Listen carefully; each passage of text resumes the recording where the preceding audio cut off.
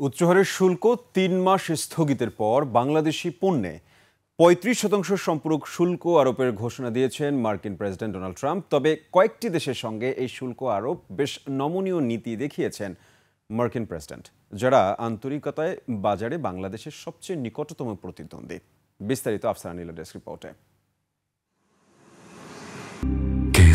শেকড় থেকে শিখরে। সোমবার নতুন শুল্ক হার ঘোষণা করে বাংলাদেশ সহ ১৪টি দেশকে চিঠি দিয়েছেন মার্কিন প্রেসিডেন্ট ডোনাল্ড ট্রাম্প।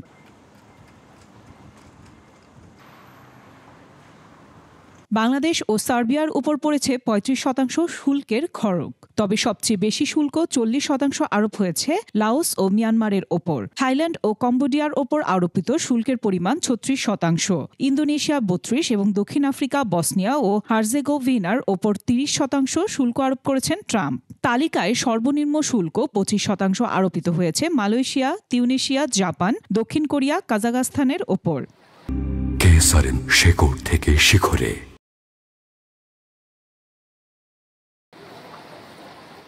এতদিন বাংলাদেশের পণ্যের ওপর যুক্তরাষ্ট্রের শুল্ক হার ছিল গড়ে ১৫%। এখন নতুন করে ৩৫% শুল্ক বাড়ায় এটি দাঁড়াবে ৫০%, যা চিন্তার ভাঁজ ফেলেছে ব্যবসায়ীদের কপালে।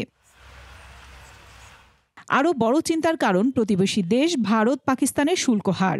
এছাড়াও রপ্তানি প্রতিযোগী চীন এবং ভিয়েতনামও পাচ্ছে বেশি শুল্ক ছাড়। বাংলাদেশের জন্য এই ৩৫% শুল্ক একটি বড় অর্থনৈতিক আঘাত, বিশেষ করে দেশের প্রধান রপ্তানি খাত তৈরি পোশাক শিল্পের জন্য।